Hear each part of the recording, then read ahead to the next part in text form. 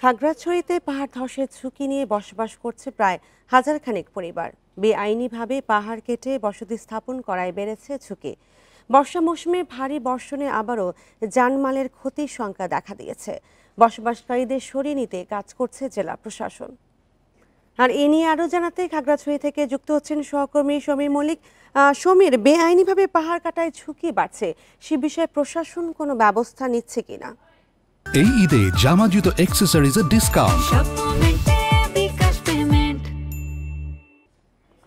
দেখুন, ভৌগোলিক গঠনের কারণে কিন্তু এখানে যারা বসবাস করে তাদের অনেক অনেক অনেক জায়গায় রয়েছে যেখানে আসলে পাহাড়ের পাদদেশে বা পাহাড়ের উপরে কিন্তু বসবাস করছে। কিন্তু আমরা সাম্প্রতিক বছরগুলোতে যে বিষয়টা প্রবণতাটা লক্ষ্য করেছি, এখানে আসলে পাহাড় কেটে বসতি স্থাপন করার কারণে কিন্তু ঝুঁকির পরিমাণটা সবসময় বাড়ে। গত বছরও কিন্তু বেশ কিছু এলাকায় পাহাড় ধস হয়েছে এবং বেশ কিছু ঘর বাড়ি চাপা পড়েছে।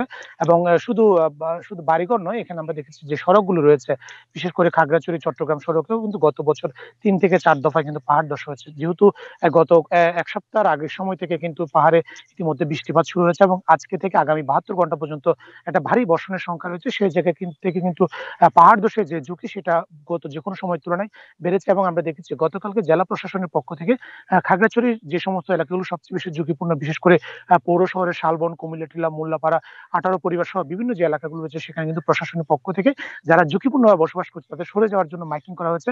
কিন্তু আমরা দেখছি আসলে বিভিন্ন সময়ে গত বছর যে চিত্রটা দেখেছি, ভারী বর্ষণ হলে আসলে কেউ ঘর বাড়ি ছেড়ে তাদের বসতি ছেড়ে তারা কিন্তু আশ্রয় কেন্দ্রে যেতে চায় না, যে ক্ষেত্রে আসলে প্রাণহানির ঝুঁকিটা রয়েছে। এবং আমরা গত বছর যেটা দেখেছি, বেশ কিছু জায়গায় কিন্তু ঘর বাড়ি ধসে গেছে এবং মানুষের প্রাণহানি না হলেও কিন্তু সেক্ষেত্রে তাদের ঘর বাড়ি নষ্ট হয়েছে এবং প্রাণহানির একটা ঝুঁকি কিন্তু বরাবরই থেকেছে। সেক্ষেত্রে প্রশাসনের পক্ষ থেকে অনুরোধ করা হয়েছে যে সমস্ত প্রাথমিক বিদ্যালয়গুলো রয়েছে আশপাশের গ্রামগুলোতে, সেগুলোকে কিন্তু ইতিমধ্যে আশ্রয়কেন্দ্র হিসেবে ঘোষণা করা হয়েছে এবং তারা যাতে যদি ভারী বর্ষণ শুরু হয় সেক্ষেত্রে আশ্রয়কেন্দ্রে যাওয়ার জন্য অনুরোধ করেছে। আরেকটা বিষয় হচ্ছে যে পাহাড় কাটার যে বিষয়টি রয়েছে, প্রশাসনের পক্ষ থেকে আসলে যে পরিমাণ নজরদারি থাকার কথা সেটি নেই। আমরা দেখেছি গত সময়টিতে খাগড়াছড়ির বিভিন্ন উপজেলাগুলো, বিশেষ করে রামগড় সদর উপজেলা এবং দীঘিনালায় বেশ কিছু মোবাইল কোর্ট হয়েছে এবং পরিবেশ অধিদপ্তরের পক্ষ থেকে মামলা দায়ের করা হয়েছে। কিন্তু পাহাড় কাটার যে সেটা কিন্তু আসলে বন্ধ করা যাচ্ছে না কোনোভাবেই।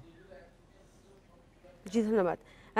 খাগড়াছড়িতে পাহাড় ধসের শঙ্কা নিয়ে জানাচ্ছিলেন সহকর্মী সমীর মল্লিক।